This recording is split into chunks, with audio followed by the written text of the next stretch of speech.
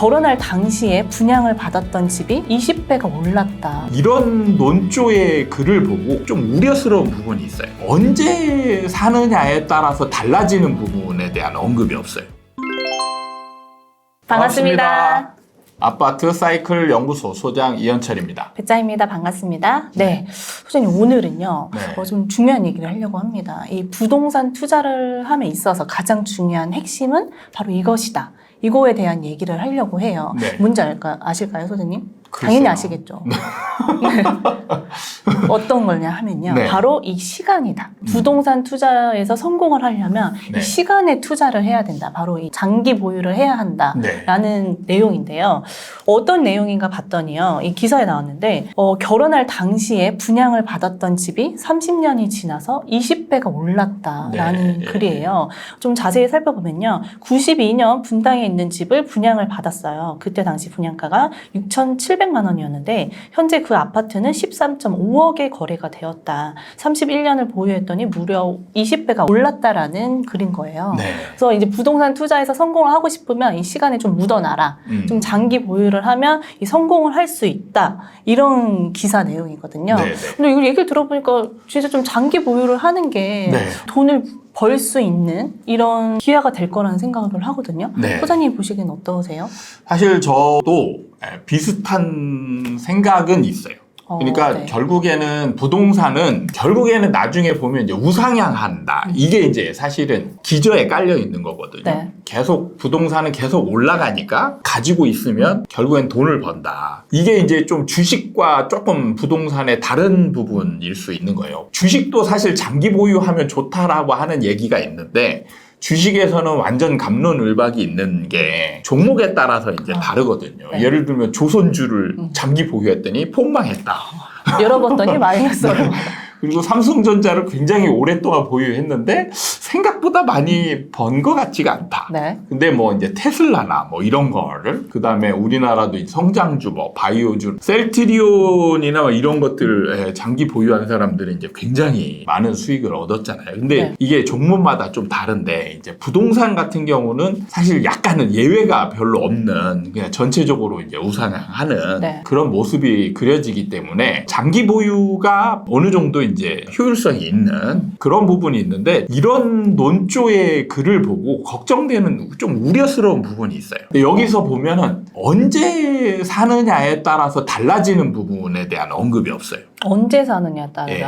그냥 네. 장기 보유만 하면 언제 사든지. 그래서 이런 논조를 받아들이는 분들이 가장 실수를 하는 부분이 뭐냐면 고점에서 많이 들어간다는 거예요. 아, 고점에 많이 들어간다. 제가 이제 부동산은 사이클, 제가 우리 채널의 제목도 아파트 사이클 연구소잖아요. 사이클을 그리면서 우상향을 하는데 고점에서 잡은 분들. 그러니까 예를 들면 이제 과거로 돌아가 보면 2006년, 7년, 8년 이때 고점은 잡은 분들이 지금까지 보유를 하고 있다면 이분들도 결국엔 벌긴 벌었어요. 지금까지 보유를 하고 있다면 결국엔 올랐는데 이분들이 과연 지금 올랐다라고 막 환호하면서 기뻐하면서 지금 집을 보유하고 있을까? 과연 이게 성공한 투자라고 생각할까? 성공한 사례에 속할까? 이분들은 자신이 성공했다라고 생각하지 않을 거예요. 왜냐하면 여기서 이제 비교 대상이 있거든요. 그러니까 옆집에 누군가 아니면 주변의 누군가와 언제 샀느냐에 따라서 또 비슷한 집을 보유했는데 완전히 달라지는 그런 사례가 있단 말이에요. 그러니까 좀 객관적으로 봤을 때 어찌됐든 벌긴 벌었으니까 네. 그래도 성공한 거 아니냐라고 바라볼 수는 있지만 스스로는 약간 비교를 하면서 나는 실패했다 이렇게 생각할 수 있다. 그렇죠. 그게 항상 이제 언제 들어가느냐에 따라서 결과가 좀 많이 달라진다라는 거예요. 그렇기 때문에 저는 좀 언제 사느냐를 굉장히 중요하게 보는 사람이거든요.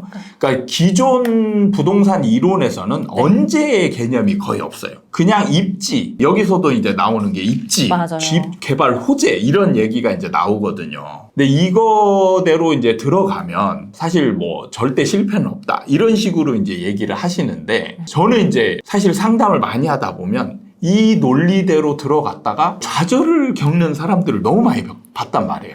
근데 소장님 말씀하신 것처럼 네. 언제보다 어떤 걸 사야 되느냐에 더 약간 사람들이 포커스를 맞추는 것 같아요. 그렇죠. 이 기사에서도 모든 게 다 오르는 게 아니다. 말씀하셨다시피 뭐 재건축 호재라든가 뭐 개발 호재, 네. 입지 같은 게 좋은 것들이 많이 오른다. 네. 그래서 그런 걸 사면 언제 사든 장기 네. 보유를 하면 오를 것이다. 이런 얘기가 많이 나오는데 네. 소장님 이것보다 더 중요한 게 언제 사느냐. 타이밍이 더 중요하다. 저는 언제 사느냐가 훨씬 더 중요하다라고 강조하는 사람인데 네. 예를 들어서 이렇게 보는 거죠. 입지가 좋은 걸 아무 때나 사면 샀을 때의 결과와 약간 입지가 떨어지는데 때를 잘 맞춰서 산 것과 결과치를 보면 저는 입지보다 언제 샀느냐 이게 훨씬 더 효율성이 좋다라는 거예요. 효율성이 좋다. 그렇죠. 더 많은 돈을 벌 수 있다. 이 그렇죠. 말씀이신 거예요. 네. 예를 들면 뭐 지금 개발 호재나 입지나 이런 걸 얘기하는데 2020년, 21년도에 네. 산 사람이 지금 비교를 하자면 이 사람은 손해보고 있을 가능성이 훨씬 크거든요.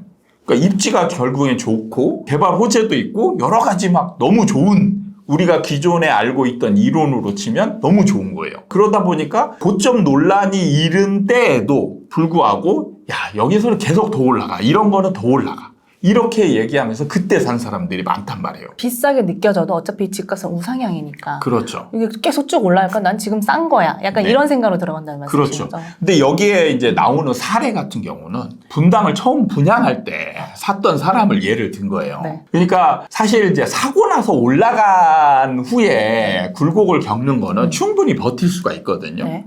근데 내가 사자마자 떨어지는 사람은 이게 장기 보유도 힘들어요. 그러니까 저도 소장님 말씀을 들으니까 그 한 사람이 집을 사서 보유하는 기간이 10년이 안 된다고 말씀하셨잖아요. 네. 평균. 근데 이건 30년을 보유해야 이 정도 이렇게 좀 자산을 불릴 수 있는 건데 네. 이럴 수 있는 사람이 과연 많을까? 약간 이런 생각도 들었거든요. 덜어 있긴 있어요. 사실 강남에도 네. 이 지금 아직 개발되기 전인 주공 아파트들 막 있잖아요. 여기에 이제 막 몇십 년씩 살고 있는 분들이 있어요. 그럼 이분은 이 자산만 따지면 사실 굉장히 부자예요. 근데 이분의 생활 상태나 이런 걸 보면 부자와는 좀 거리가 조금 있거든요. 집값만 올랐지 이분의 생활 상태나 이런 게 오른 건 아니거든요. 그렇기 때문에 이제 또 좀 다른 거예요. 그치, 30년 전에 그 전에 네. 생활대로 이제 쭉 살아오셨던 거죠. 약간 그렇죠. 손바뀜이 있으면서 뭐 몇십억에 산 사람, 몇십억에 산 사람의 그 생활과는 좀 다를 수도 있다. 네.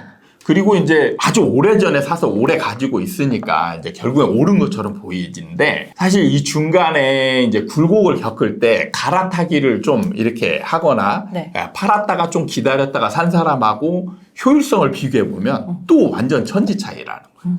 그 부분도 좀 궁금한 것 같아요. 이제 여기서 사실 또 많은 댓글이 나올 수도 있는데 그걸 어떻게 예측을 다 하고 그대로 따라 하느냐 뭐 이런 얘기를 하는 분들이 있는데 그런 거를 제가 어쨌든 지금 연구를 해가지고 비슷한 시기를 알려주고 있는 거잖아요. 네. 그러니까 지금 이런 논리를 배워가지고 시기를 조금 어느 정도 비슷하게 맞출 수 있으면 네. 효율성이 굉장히 높아지는 거거든요. 네. 그러니까 예를 들면 이런 거예요. 자, 3억 됐던 게 보통 상승장에서 보면 3배 정도 올라가요.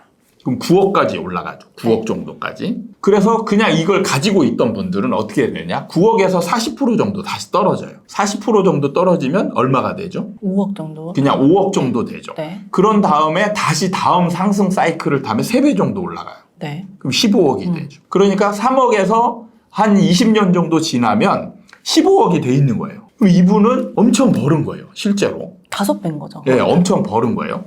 그렇게 해서 많이 벌었는데 자, 여기서 3억에서 9억까지 올라갔을 때 9억 언저리에서 파는 거예요. 뭐 8억이나. 그래서 기다리는 거죠. 떨어질 때까지. 40% 정도 떨어지니까. 그냥 9억까지는 좀 너무하고 8억 정도에 제가 이제 어느 정도 어깨에서 팔으라 하니까 8억 정도에서 팔아서 기다려서 아까 5억까지 갔다고 했죠. 네. 5억이면 충분히 이제 이때는 살 수 있는 시기거든요. 5억에 한 채를 사고 8억으로 다른 3억짜리 집을 2채를 살 수가 있죠. 네. 그럼 이게 3배가 올라가요. 둘 다. 그러면은 8억이 3배가 올라가니까 24억이 되는 거죠. 그러니까 이게 실제로 효율성을 따져보면 15억과 24억이라는 그냥 결과치만 보고 비교하지 않으면 굉장히 많이 번 것처럼 느껴질 수 있어요. 그런데 시간의 효율성이나 사이클을 어느 정도 타면서 투자를 한 사람은 금액 자체가 완전히 달라진다는 얘기죠. 소장님 말씀은 장기 보유보다 뭔가 그 사이클 흐름대로 끊고서는 그냥 들어가는 게 더 효율적이다 이렇게 보시는 거예요? 그렇죠. 저는 사이클을 보고 어느 정도 저점에 사서 고점 정도에서는 어느 정도 정리를 하고 네. 떨어질 때는 보유보다는 뭔가를 피해 있는 편이 좋지 않나 이렇게 생각하는 거죠. 그럼 만약에 이런 건 어때요? 8억이 됐었을 때 팔고 네. 아까 전에 말씀하실 때는 5억짜리 집을 하나 사고 3억짜리 집 두 개로 나눠서 사신다고 말씀하셨잖아요. 네. 근데 그거 아니고 그냥 8억짜리 하나를 그냥 큰 걸 사는 거죠. 네. 그렇게 샀을 때 그렇게 해도 괜찮죠. 그러니까 저는 이제 그러면은- 똑같은 집이 이제 그걸 비교하기 위해서 이제 그런 표현을 했던 네. 거고, 집이라는 건 다양한 집이 있으니까 5억짜리 똑같은 집을 사는 것보다는 네. 내가 8억짜리 집이 있으니까 8억짜리 집을 사는 그런 것도 괜찮은 거죠.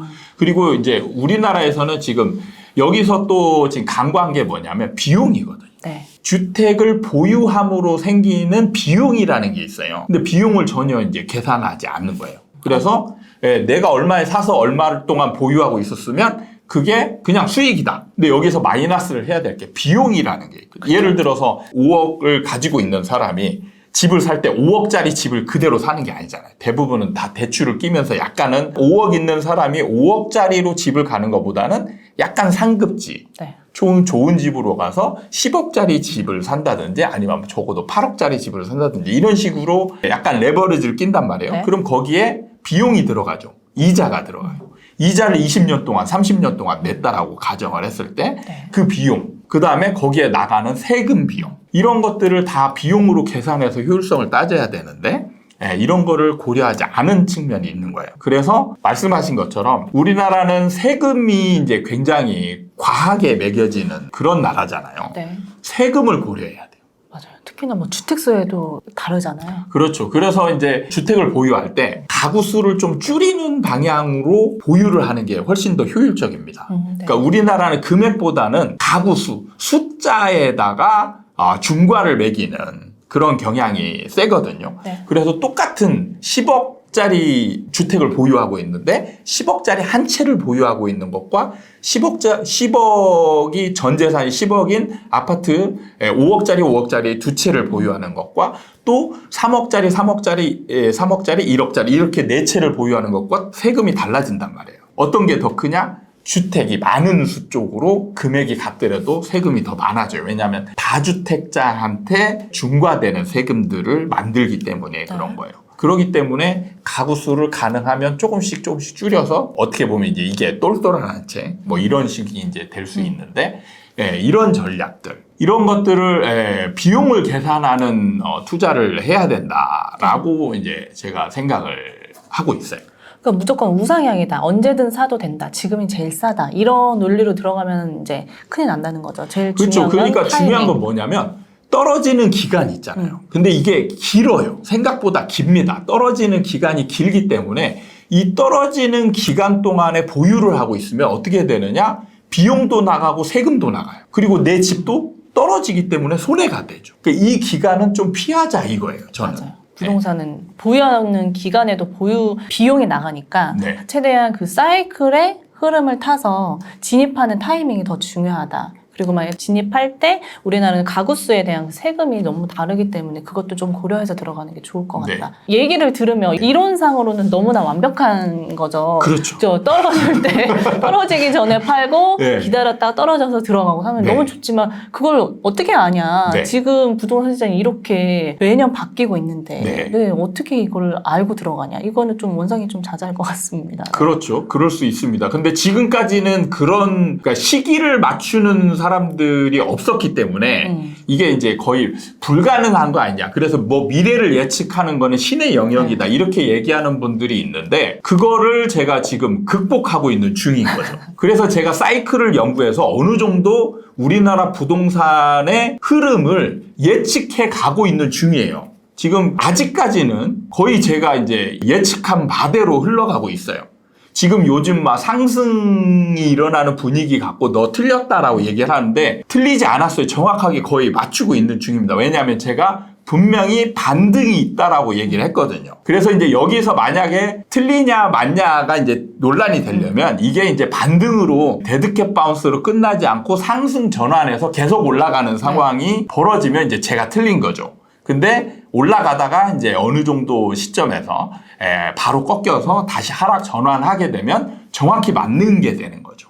이거는 이제 좀 더 지켜봐야 될 부분인 거예요. 부동산 시장은 좀 더 우리가 생각했던 것보다 좀 더 길게 봐야 된다는 걸 좀 생각해야 될 것 같아요. 네. 어찌됐든 이 소장님의 이 사이클을 좀 배워가면 우리가 바닥과 꼭대기는 맞추지 못하더라도 그 맞출 수 있어요. 그러니까 뭐라 그럴까? 네. 저희는 소장님이 아니니까 네. 맞추지 못하더라도 어느 정도 우리가 그래도 무릎에서 사고 어깨에서 팔 수 있는 그 정도는 갈 수 있다는 거잖아요. 그렇죠. 공부를 하면 근데 기존 공부 그러니까 입지 공부나 이런 걸로 하면 여기에 시간 개념이 없기 때문에 기존 공부로 가지고는 절대 사이클을 맞출 수 없습니다. 네. 그러니까 제가 드리는 말씀을 이론을 공부를 하시면 어느 정도 우리나라 부동산의 흐름을 어느 정도 예측할 수 있어요. 지금까지는 제가 있기 전에 투자 패러다임은 입지 위주 그리고 그냥 장기적인 우상향이니까 보유해라. 그냥 이런 이제 패러다임이었다면 제가 강조하는 부분은 언제 사고 언제 파느냐가 더 중요하다. 이런 이제 패러다임인 거예요. 그래서 부동산 투자의 패러다임이 이제는 좀 바뀌어야 된다라고 말하고 있는 겁니다. 부동산 투자는 이현철 전과 후가 다르다. 뭔가 이런 자막이 나와야 될 것 같은 것처럼 그런 느낌이 막 들었습니다. 네. 어찌됐든 좀 중요한 얘기인 것 같아요. 뭔가 좀 타이밍이 중요하고 효율성 있게 투자를 해야 된다는 게 저는 좀 딱 와닿았던 것 같아요. 네. 그러니까 제가 이제 이렇게 된 상황은 정말 수많은 사람들을 만나서 상담을 하다 보고 그 사람들이 기존 이론을 다 섭렵하고 있었어요. 그런데 이제 후회하는 사람들이 너무 많은 거죠. 그래서 그러면 이 사람들은 왜 이렇게 후회하고 고점에서 왜 들어갔을까? 그러면 이제 딱 이 이론이 있는 거예요. 지금 장기 보유, 우상향, 입지 좋은 거 언제든지 사면 괜찮다. 이런 논리에 접근이 이제 용인되던 그런 상황이었기 때문에 이거는 좀 그렇게 효율적이지 못한 이론이다. 이렇게 이제 판단하고 제가 사이클을 연구하기 시작해서 공부를 한 것이죠. 그 많은 분들이 이 사이클 공부를 해서 정말 좀 효율성 있는 투자, 돈을 벌 수 있는 투자를 했으면 좋겠다는 생각이 듭니다. 오늘 이렇게 마무리할까요? 네. 알겠습니다. 오늘도 도움이 되셨다면 구독과 좋아요 부탁드리고요. 다음에 또 찾아뵙도록 하겠습니다. 감사합니다.